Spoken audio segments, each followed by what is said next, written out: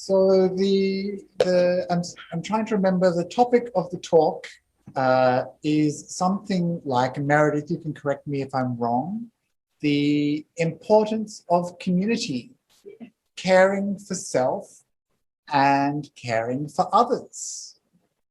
And so this is something that I've been thinking about, especially because of coming out of the COVID pandemic period that we've all been through, and perhaps will end up going back into from time to time, it seems, because I've become more appreciative, more aware than ever before, I think, of the importance of community in the spiritual life. So for those people at home on Zoom, snuggled into their doonas perhaps, with a cup of tea in your hand, we're connected, we're here, we're part of this community together. And a beautiful thing is, with the pandemic, we suddenly found ourselves part of a larger community, an international community, and people tuning in from all around the world. I get messages from people from Iceland, from Mexico, all sorts of places. And we understand that we're connected to something. And then the people who are here today in this room, who have braved the coldest day in Sydney for over 40-something years, and come despite the cold, despite the rain, and here we are bonding, bonding, connecting over the arduous journey that has brought us here together today. So when I think about community, I think about lots of different things, and I'm going to explore some of these ideas with you today.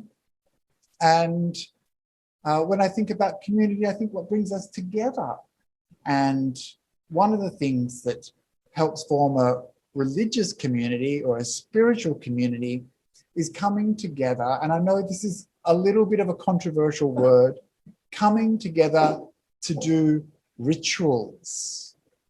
Rituals are one of these things that helps us feel like we're together, helps us feel like we're part of something that is shared, helps us feel that we belong, and establishes that sense of connection. Can also be something that divides us as well. So, but here today with the group that's in the room and perhaps those at home, we can participate in one of the most common rituals of Buddhism, which is going for refuge and reciting the words of recollecting the Triple Gem. So does that sound okay? Yeah? A bonding experience for us all. So for those who know the words, you're part of the in-group. And so this is one of the barriers. You know, if you know the words, you feel like you belong, and if you understand the words, then you're even more in, if you're not just reciting them without knowing the meaning. And for those who don't know the words and don't know the meaning, it's okay. You're still valid, you still belong, and you can just enjoy the sense of being part of a group who is sharing these ancient verses that have kept Buddhists together, connected, in community for over 2,500 years. And so we're part, not just of this group of people here tonight, those online, but part of a big lineage of spiritual people who are connected by these verses and who form the community of Buddhists for over 2,500 years. So that's what we're going to do. We're going to go for refuge. We're going to recite the Namo Tassa. We're going to recite the 3 refuges, and then we're going to recite the Itipiso. Okay, so let's get started.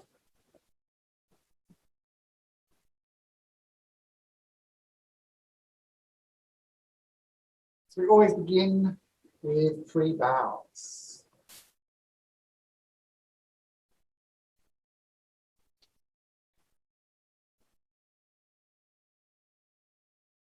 Namo tassa bhagavato arahato samma sambuddhassa. Namo tassa bhagavato arahato samma sambuddhassa. Namo tassa bhagavato arahato samma sambuddhassa. Buddham saranam gacchami. Dhammam saranam gacchami. Sangham saranam gacchami. Dutiyampi buddham saranam gacchami. Dutiyampi dhammam saranam gacchami. Dutiyampi sangham saranam gacchami. Tatiyampi buddham saranam gacchami. Tatiyampi dhammam saranam gacchami. Tatiyampi sangham saranam gacchami. Itikiso bhagava araha samma sambuddho. Ija charana sampano sujato lokavidu. Anutaro purisathamma sarati. Sattva deva manusanam buddho bhagavati. Vakato bhagavata dhammo samvitiko akaliko ihipasiko opanayiko achatam veditaro vijnani. Supatipano bhagavato sāvaka saṅgho. Ujjupatipano bhagavato sāvaka saṅgho. Nyāyapatipano bhagavato sāvaka saṅgho. Samicipatipano bhagavato sāvaka saṅgho. Yadidam cattari purisayukani atta purisapurana. Esa bhagavato sāvaka saṅgho. Aguneyo paguneyo kaguneyo anjali karaniyo. Anutaram punyam ekam lokasati.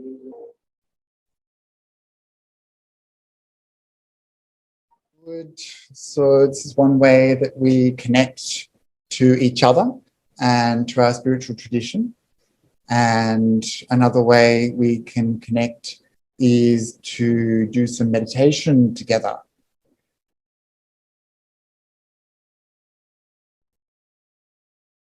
So meditation is a beautiful way to connect with other people from the safety of your cushion.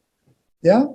Of course, it's a very different story once we get off the cushion and get into the world, isn't it? Yeah? It becomes a bit more challenging sometimes. And so today we're talking about community, and we're talking about self-care and caring for others. And I wanted to involve the community that's here and also the community online by asking, what does this word mean to you? Community. And it's a scenario type situation. So you're telling me, and you are the advertisers for community. So you're in favor of community. And so I'd like to just hear from you with one word only, an association. When you hear this word community, what comes into your head? So those people who are in the room, you can respond. And those people who are online, why don't you pop it into the chat? And Meredith, I had to turn my device off because of the echo feedback. So I can't, would you be able to bring the screen up to me? Thanks. So I'm going to go around the room and ask, I know this is connection. This is real life, people. Welcome to the world, right? So one word that you associate with community and you're in favor of community. So it's going to be a positive thing. So we're going, yeah, momentarily for the time being. But also just to make it a bit more challenging, a bit more interesting, if someone else says the word that you were thinking of, too bad, you need a new word, right? So challenge. So I'm gonna go first then. So when I think about community, connection. Okay. Yeah? Should we go around the room? Trust. Trust. Responsibility. Relationships. Yep. Dynamic. Nice. Passion. Passion. Wonderful. Care. Care. Compassion. Yep. Commune. Yep.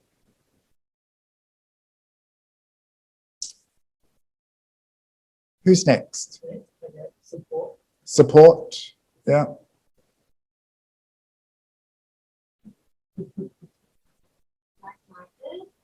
Like-minded. Yes. And Meredith? Care. And there might be some. I heard from you. Yes. So there might be some people online who've said something. We have Dharma friends. Dharma And friends. sharing. Sharing. Very good. And there's more people online too. I can see you. Yes, more coming through. Understanding. Understanding. And people around you. People around you. One word, people online. Togetherness. Togetherness. Right. So what I'm getting already from this is that there's not one type, there's not one community, right? There's a lot of different communities. Community is going to mean something different to everyone. So this is a positive spin on community. We're the advertisers, yeah? What if we were to have another go and we were to think about what we really feel when we think about community? Maybe it's slightly different. Maybe there's a part of you that when you think about other people, because this is what community is, right? When you think about other people, it's not, I can see some faces already going, yeah, it's not quite the same. Yeah. So let's go around again quickly. This time in this public forum with no one watching at all, we're going to confess our innermost thoughts about what it means to have community. And this time we're not doing a glossy advertisement. This time we're maybe thinking about something that resonates with you personally. And you'll see why I'm doing this in a second. So I'm going to say, I'm going to steal yours actually. When I think about community, I think about responsibility. So you said it in a positive way. Well, yes. And now I'm kind of like, yeah, responsibility. So do you see where I'm going with this? Yeah. Is anyone unsure? Ties. Ties. T-I-E-S. Yeah. Challenging. Challenging. Right now we're getting to the nitty gritty, aren't we? Yeah. Trouble. Exclusive.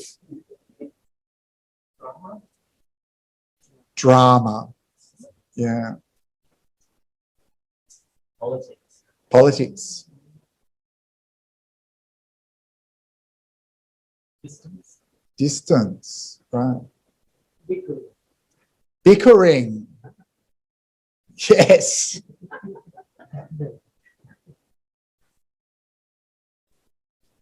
Right, so distraction. Distraction. He says, very good.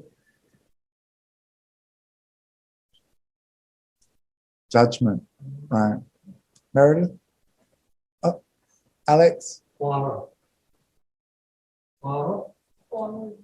Quarreling. Oh. Right. So it's quite a different picture, isn't it? What about online? Wariness. Wariness. Yeah. Expectations. Mm-hmm. Views. Conflict. And unobtainable. Right. So again, quite a different picture, each individual bringing their own view. So this is important to recognize that this is why we have these different experiences in life. We all have, sometimes my teachers would say, you know, this isn't one monastery.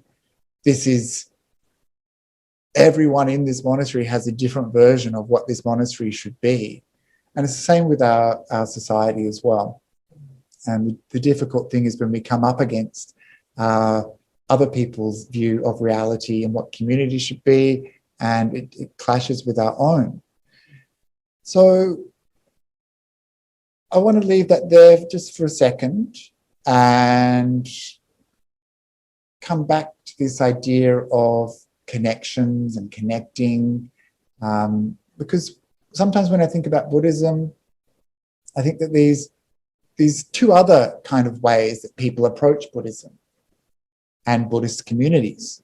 So some people will really love this idea of this hermit life, this detached seclusion, people living far away from other humans. And some other people will love this idea of maybe like a bodhisattva or a bodhisattva ideal, you know, where you're in service to community, where you dedicate yourself to others and helping them out. And maybe even within ourselves, we can see that we might have a particular tendency towards one of those. We might be attracted to the idea of renunciation, of leaving the world behind, of closing the door and not worrying what's going on outside, not bothered by the vicissitudes of the world, other people suffering, the environment, those sorts of things. And then there might be other people who need to be around people, need to be of service, want to be of use, and they might get perhaps overwhelmed with suffering. They might have poor boundaries, and they might have a tendency to get used up by people, and then they become exhausted and it becomes too much. And sometimes those people who really love this idea of detachment can become cold and unfeeling and uncaring towards others.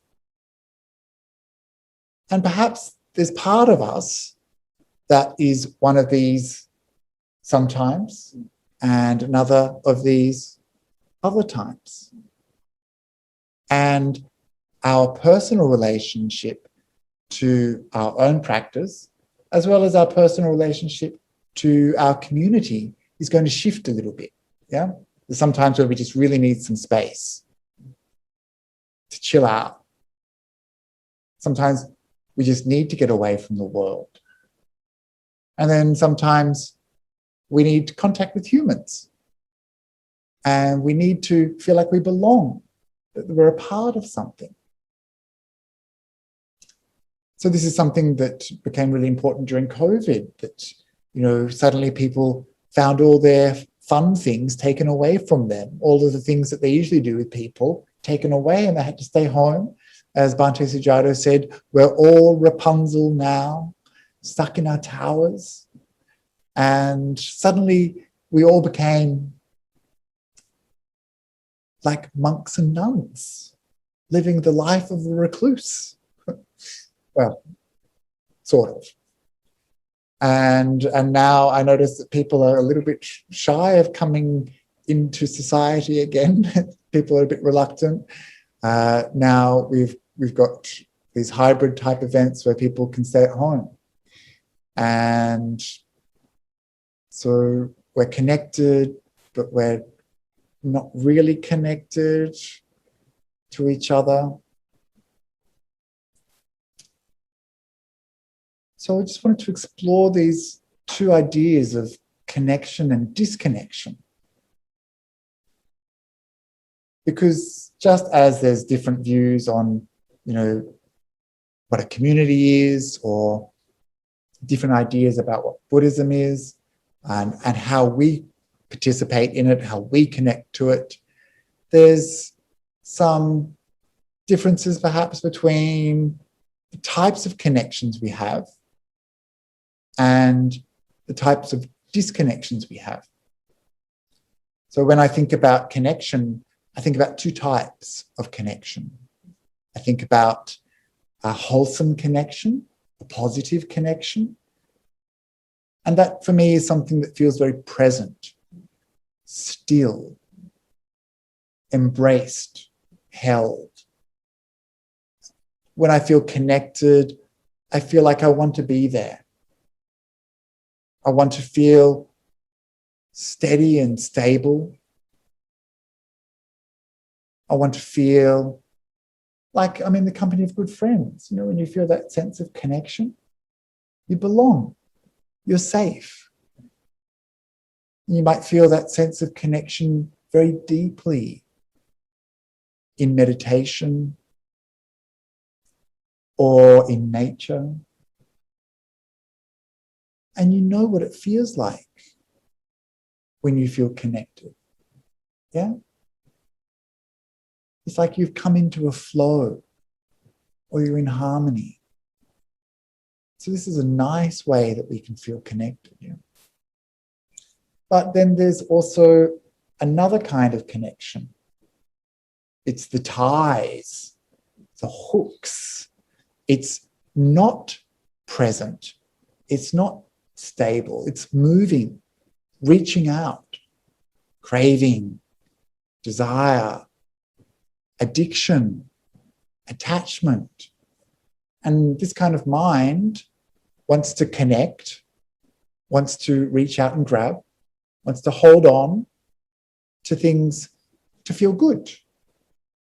Could be, I don't know, this kind of connection, almost like a tuning out. Could be you're connecting to things that make you feel good, like alcohol, drugs, addictive cycles, where you can't not do something, where you feel you have to. You need to be connected to this behavior, these people, this process. And this kind of connection is an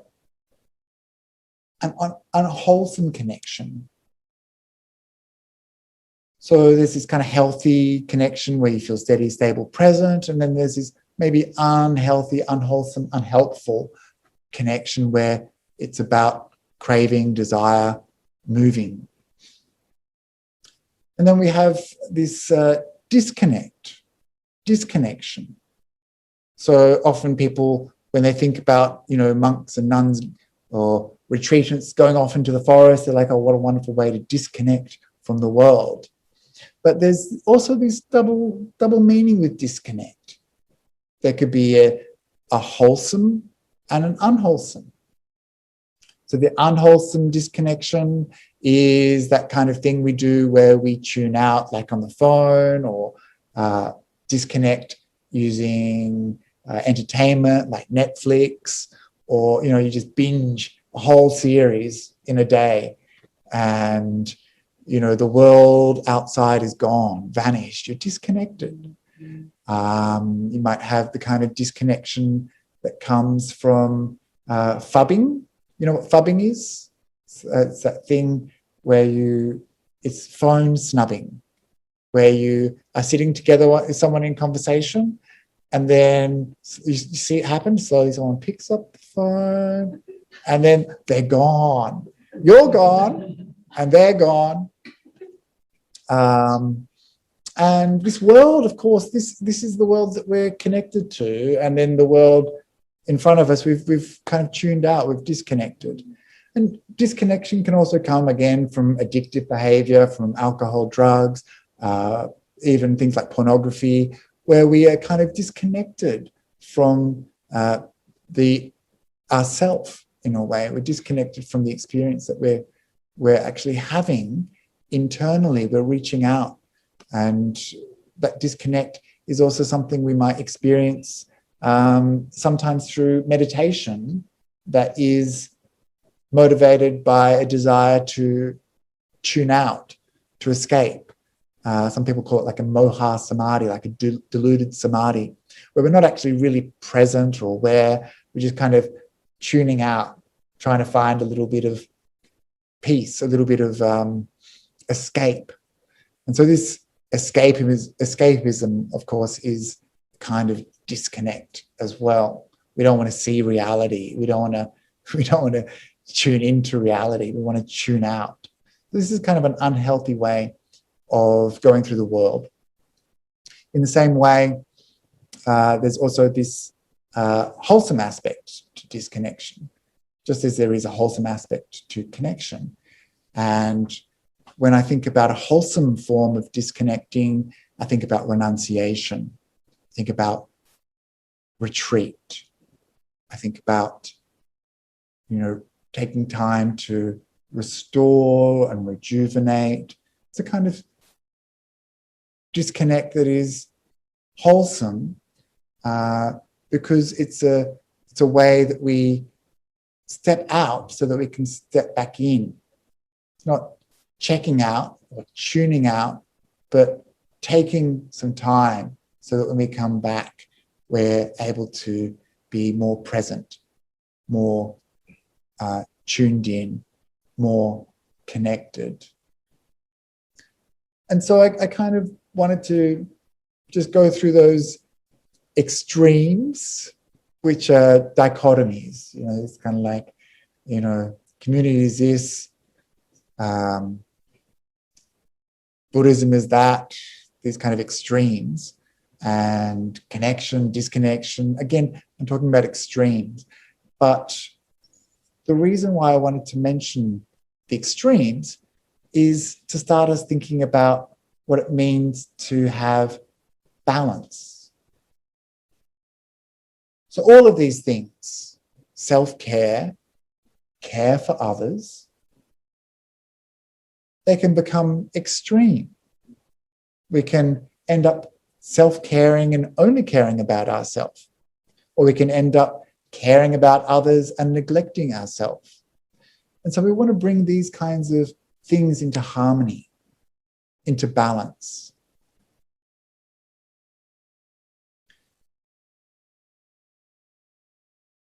So even when I think about the time of the Buddha, these ultimate images of community that come to mind are things like the sutta with Kimbala, Anuruddha, and Nandya, where they are blending like milk and water. And I think, it's such a beautiful image, this community of people blending, looking after each other. The way they look after each other is they do some chores, and they let the other person, they're like, what do you want to do? We'll just do whatever you want to do. And it's so beautiful. And this image, this scene that we enter of perfect harmony and social cohesion is contrasted to where the Buddha was just before, which was at Kosambi, where there'd been this huge fight and the monks were behaving like fools and arguing and hurting each other with words. And so we go from this kind of extreme to this other extreme where we have this kind of ideal world presented. And another sutta that just comes into my mind is the Gilana Sutta, where the Buddha encounters a monk with dysentery. Do you know this one? A monk who unfortunately has soiled himself, is very, very sick, and the Buddha sees him. And it's like, why have you not been looked after by the other monks? And he says, well, they don't think I do anything, they don't care for me because I'm of no use to them. And the Buddha cleans him up, washes him, gets his robes washed, and looks after this man. And so, again, these kind of, you have this beautiful caring side of the Buddha, and these other monks who just didn't care at all. And you think, how can we have so many extremes? And, sometimes people will say, oh, you must be like the Buddha and, care for the sick and always look after others. And then they're like, you must be like the Buddha, you must retreat from the world and go into seclusion. And how do we reconcile these things in our mind? It's really tricky sometimes. We're going to need some wisdom, actually, to hold these things in balance. We're going to have to see where we're at now, not where we were in the past or where we want to be in the future. We're going to have to see ourselves very clearly, the situation that we're in very clearly, so that we know what's the appropriate response, so that we know what we need to do. And this is a challenge. And I don't have a particular answer for you because you're all, as we've already discovered, quite different. We're all going to need to work this out ourselves. We're going to have to look at the situation that we're in. We're going to have to understand, this is how much energy I have. I need to do some self-care. Or that person is suffering right now. I'm able to help. I can care for others. And so the classic image that I think about when I think about this topic is the image of the acrobats, which is a very famous sutta, the Sedaka Sutta. I think it's 47:19 in the Samyutta Nikaya. And this is a wonderful, we enter the scene. It's a couple of acrobats, outcast acrobats, male teacher and his female disciple. This is a story that the Buddha told.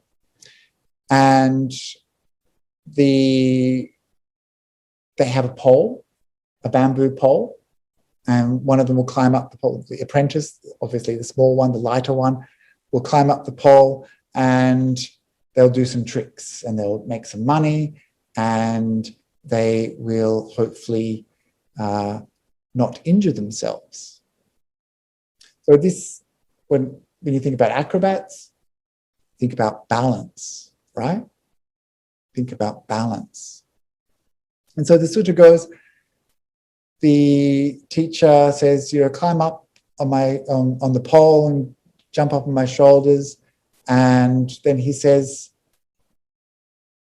you look after me and I'll look out for you. And that way we will do our tricks, make our money, and we'll survive. And the girl says, no, that's not right. So remember, the teacher said, you look out for me and I'll look out for you. And she says, no, that's not right. She says, I'll look after myself, you look after yourself, and that way we'll do our tricks, make our money, and we'll go on. And the Buddha said, yes, this is how it should be. And so sometimes you hear this and you're like, what? We should look after ourselves? And of course, there's a lot of people in here nodding their heads, like, yes, we should. Yeah, so we should look after ourselves. And the Buddha says, so he explains it a little bit. He says, looking after yourself you look after others. Looking after others, you look after yourself. And how do you look after yourself that looks after others? You practice meditation, mindfulness meditation. So mindfulness meditation is, of course, the Satipatthanas.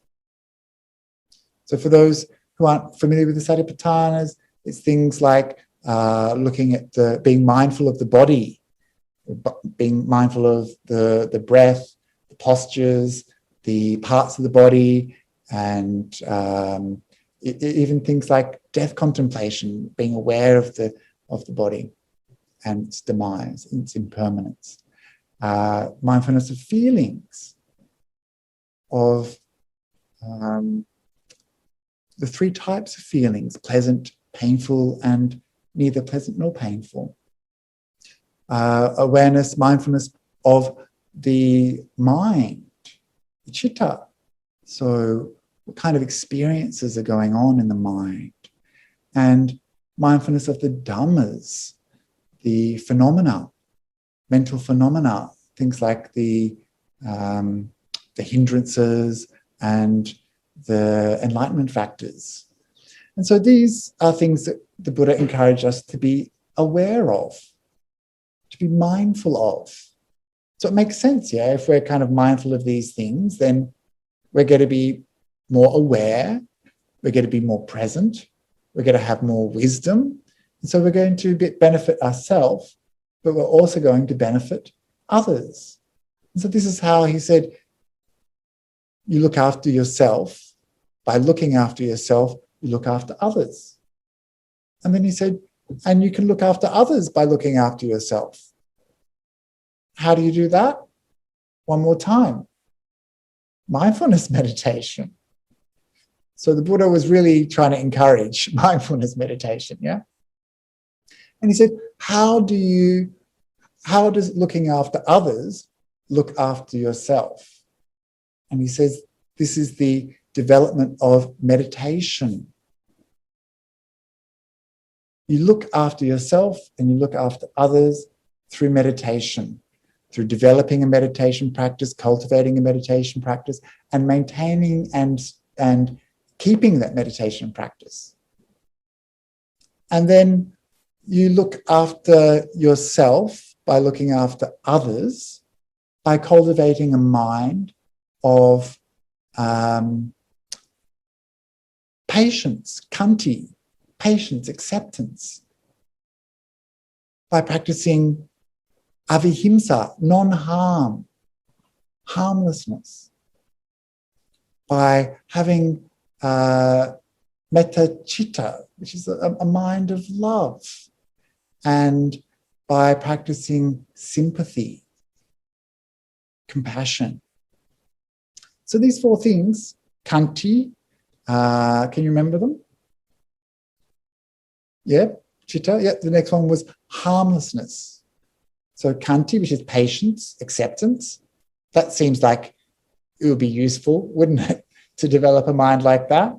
If you have a mind like that and you connect with others, then you're patient, you're calm, you're looking after others, and you're looking after yourself. You don't get irritated or angry, short-tempered. Yeah? So patience is one way that we can look after ourselves and look after others. The next one was avihimsa, non-harm, non-cruelty.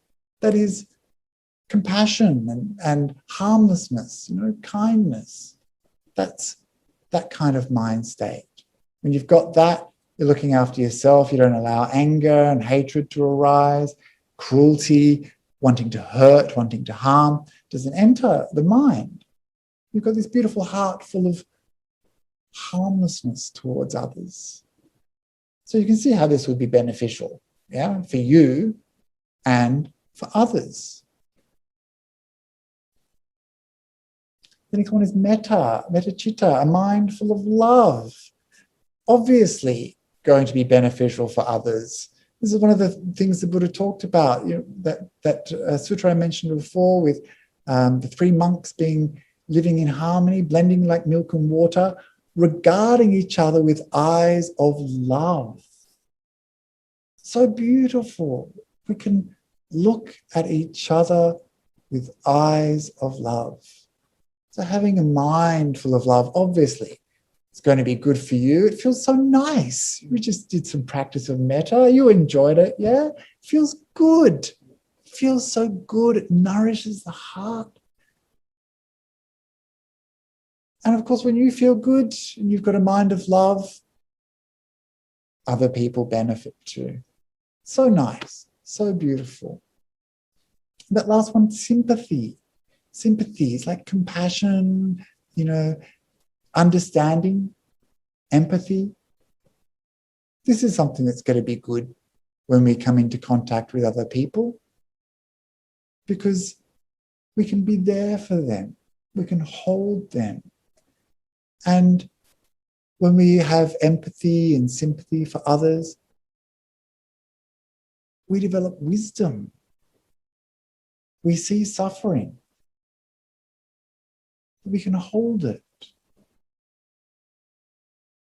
And so this is why the Buddha said through this simile of the acrobats that we should have this mind that looks after itself, and looking after itself, looking after ourselves, we look after others. And why in that process of looking after others, by having patience and love and kindness, we're looking after ourselves. We look after our own mind. So it's a very beautiful, beautiful image. At first you might think, oh, that doesn't sound very Buddhist, look after yourself. But actually this is the basis of the whole Buddhist path. It's like that classic oxygen mask thing on the plane. Like you have to put your own mask on first, and then you help others. If you don't put your own mask on, don't guard your mind, don't develop the mind, purify it, let go of defilements. If you don't do that, then what does it matter if you put the mask on someone else? You've gone. You may not even get to that stage of putting it on them. You need to put it on yourself first and then help others. And so this is why we practice in the way that we practice. We take ourselves away from the world with a healthy form of disconnection. One that is deliberate, a deliberate renunciation, nekkhamma, one of the 3 right intentions, renunciation, letting go. We don't need to connect with all the social events. We don't need to connect with all the sensory desires that exist. By stepping away, by disconnecting, we create a space where we can truly nourish, truly understand where happiness lies. When we have that sense of peace and contentment and the stability of mind, purified from some of the hindrances, then we can start to develop those beautiful states of love, of compassion, and we bring that into the world. We don't just leave it on our cushion. We don't just keep it to ourselves. We bring it into the world, and we can impact other people with those beautiful minds. And we're so lucky here, everyone here, online, anyone who has contacted the Dharma, connected with the Dharma. You have this extraordinary privilege. So many billions of beings born into the world never hear the Dharma, never connect with the teaching, never develop the mind, never understand the true potential that we have. And so another sutra I'm thinking of is similar in a way, that this, a mind that is, we're so fortunate. We just should take a moment to acknowledge and to be happy about this fact that we have this access to these teachings and that we have this opportunity because our mind is going to benefit. And there's many people who will never even think about this and who will go on in ignorance, creating suffering for themselves and others, which is a great tragedy. But the Buddha, when he talked about this kind of, do you care for self or do you care for others? He always said that the best kind of person is one of 4 types of people that exist in the world. It's one of my favorite suttas. I often tell it, so forgive me if you've heard this one before. So the Buddha says there are 4 types of people who exist in the world. This is the Chavalata Sutta, which is in the Anguttara Nikaya's 4s, number 95. So there's 4 types of people who exist in the world. The first type of people, the first type of person, is the kind of person who doesn't practice for themselves nor practices for others. It's the kind of person who just doesn't care about developing the mind, doesn't care about other people and their life. So this person, the Buddha said, is like a cremation log, a log that's burnt at either end and covered in excrement in the middle. Pretty intense image, yeah? It's like this burnt log covered in shit. It's like the Buddha knew how to construct a simile. And so this log, he says, is worthless. No one wants it in the town. No one wants it in the forest. And so this is the kind of person who doesn't care about their own development, doesn't care about other people's development. So that's something we don't want to be, yeah? The next kind of person, the Buddha says, is someone who practices for themselves, but someone who practices for others, but doesn't practice for themselves. So this person is better than the last person. They practice for others, but they don't practice for themselves. Maybe kind of like a martyr kind of figure, maybe, tries to fix everyone else's problems, doesn't bother fixing their own. So this person is better than the cremation log covered in excrement because they look after others. They're concerned about their well-being and their practice. The next person is a person who practices for themselves, but not for others. Are you with me? Okay, good. It's getting late. Practices for themselves but doesn't practice for others. And this is better than the person who practices for others but not themselves. Still with me? Yeah. And you think, what? Someone who practices for themselves is better than someone who practices for others? And you think, this doesn't make any sense. Yes, it does. Yeah, it's that oxygen mask analogy, or the image in the sutras is someone stuck in a rice paddy that needs to be pulled out with a stick. You don't wade into the rice paddy if someone's already stuck in the mud. You're just going to get stuck in the mud too, So you need to get the stick. You need to look after yourself to pull that person out. And so this is the third type of person that exists in the world. So that person is better than someone who only looks after others, and even better than the kind of person who doesn't care, who's the log. But the last person, the best person in the world, is the person who cares for themselves and cares about others, who practices for themselves and practices for others. And this person is not a burnt log. This person is like clarified ghee. The Buddha says, milk comes from the cow, milk becomes curds, curds become butter, butter becomes ghee, ghee becomes clarified ghee, the best kind of ghee, the most clear, the most purified product of the cow. And this kind of person is like that, clarified, clear, purified, the very best kind of person in the world, someone who practices for themselves and practices for others.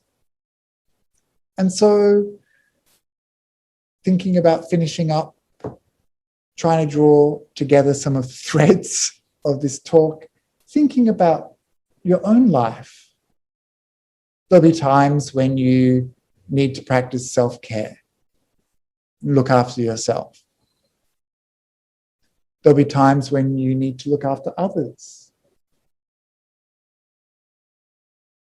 These times will shift. Sometimes you'll have to do one, sometimes you'll have to do the other. But the important thing is to know when and to not become disconnected from others, not become disconnected from self, but to have healthy connections with others that is beneficial to you and beneficial to them and beneficial to both of you. And to know when a connection is unhealthy and to know when your disconnection is unhealthy. And so to understand. And so this is why, as we go along the Buddha path, it's so easy just to, ask other people's opinion, so easy to read a book, so easy to take an extract from a sutta here, an extract from a sutta there, because that's what we want to hear. We're kind of catering to our own defilements sometimes. But what we really need to do in all areas of our life is to start developing that wisdom, that knowing of what is wholesome, what is unwholesome for you right now, what is skillful, what is beneficial to you. And so when we develop this wisdom and we can see in this way, when we start to understand ourselves better through mindfulness, by understanding our own minds, by seeing clearly, by not just going in the world blindly in the darkness, because we have this Dharma that teaches us how to do these things, how to develop mindfulness, how to develop wisdom.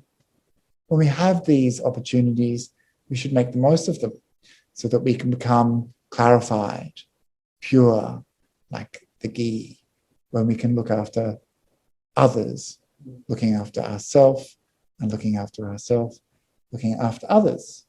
So this is a little talk on self-care and caring for others, thinking about community, and I hope it has been of some benefit to you all.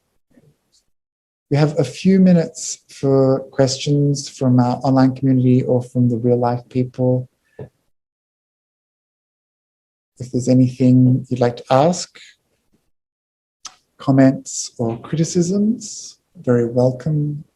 With that last story, is it specifically one who practices meditation for themselves or practices like selfless, like service, I guess, for themselves and service for others? Yeah, so the question was, is it specifically talking about meditation or is it about service? So in this series, there's a series of, I think, maybe 5 suttas. If you look in the Anguttara Nikaya 4s, 95 to 99 or 100, there's a series of suttas and they all follow this similar pattern. And so some of them are talking specifically about ethics, and some of them are talking about more about practice.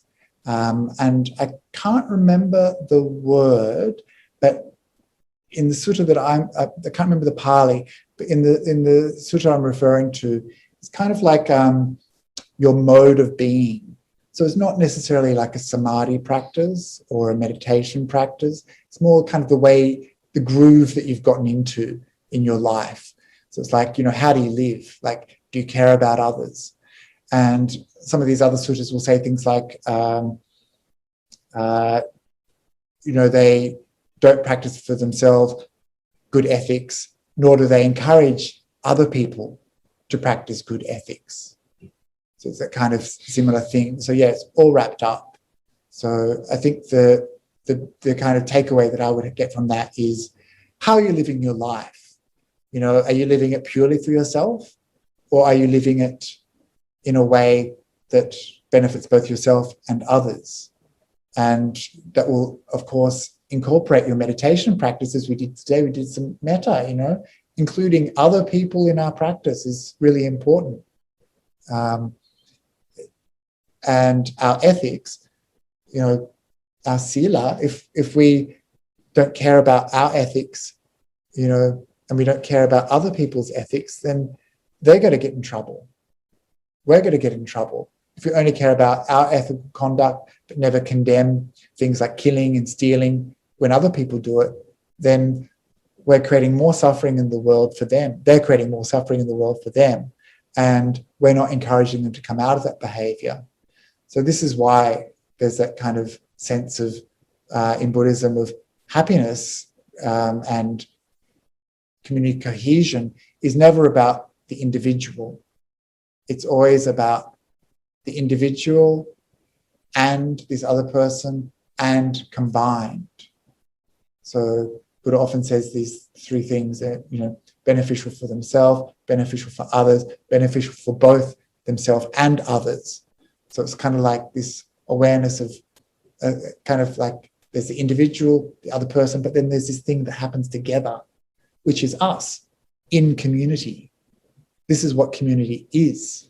You know, we don't exist as individuals. We are part of something, whether we like it or not. We're part of this bigger picture. And so there's this kind of myth of the individual in a way, but we're reliant entirely upon other people, and those people are reliant upon us as well. We still have our own karma, we still have our own consequences to our actions, and they have their own karma, their own consequences. But, you know, out of desire to reduce suffering, we think about ourselves and we think about others. We think about those two things together. Sorry, that was a long answer. Oh, thank you. Anything else? Okay. I can understand the teaching of Buddha, and it's just like, you know, you have to love yourself first before you can love others. But yes, as a Buddhist, we can understand that. But as a layperson that doesn't know Buddhism, they will say, you're very selfish. You only care about yourself. So how do you explain that?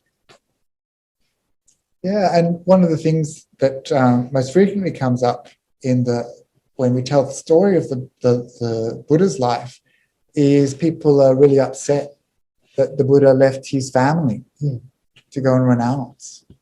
And that's kind of like the ultimate, isn't it? It's like, you know, for many people, that's like this ultimate betrayal of this kind of sacred trust of partnership, of parentship and responsibility to his family and his society.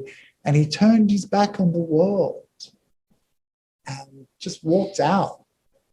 And so it seems like that's like a really selfish act on the one hand, but then he went on to become the Buddha, and he was only able to do that because he practiced meditation, developed his mind, and when he did that, he was able to be of such benefit to so many people, to the extent that we're still talking about him today and his teaching. And so he was the pathfinder, the forder. You know, he was able to carry all these people across the stream. And so the benefits that he displayed by renunciation was something that we kind of hold in balance with that very small commitment of marriage and children and family. And then when we see the kind of big picture is what the Buddha saw, is that that's just one small moment in this long cycle of suffering, of samsara. You know, how many bones of our past lives? And it's like this big mountain. How much blood have we shed? You know, it's like these huge oceans. How many mothers have we lost? How many brothers and sisters and partners have we lost in the past? And so when you kind of look at this huge, massive suffering of samsara, and you think about this tiny disappointment of losing a husband or, you know, father leaving home, then against that big picture, it takes on a different shade, it takes on a different meaning. And I think that's why that's something that people who perhaps don't have a full understanding of Buddhist teaching, cosmology, they find it difficult to accept. But I think probably if that's like a big thing that's hard to appreciate, then just that oxygen mask analogy, you know, got to look after yourself first so that you're able to help others. You do that, you know, deliberately. And we can think of many ways in the world where we're tired, grumpy, irritable, run down, over it. And we need just to rejuvenate, restore, replenish. And unless we do that, we're not going to be able to help people. You know, we need to take a break. And one healthy way to do that is through meditation and by chillaxing for a bit in a wholesome, positive way. And then we can re-enter refreshed. That's the kind of solitude, that's the kind of renunciation. It's not selfish because it benefits others. We should probably think about finishing up. So let's pay respect to Let's pay Bhante, respects to the Triple Gem. to the Triple Gem and Bhante.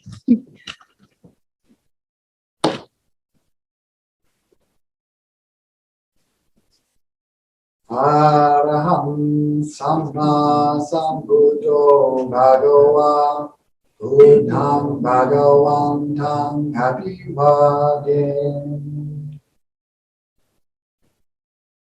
Swakato Bhagavata Dhammo Dhammang Namasam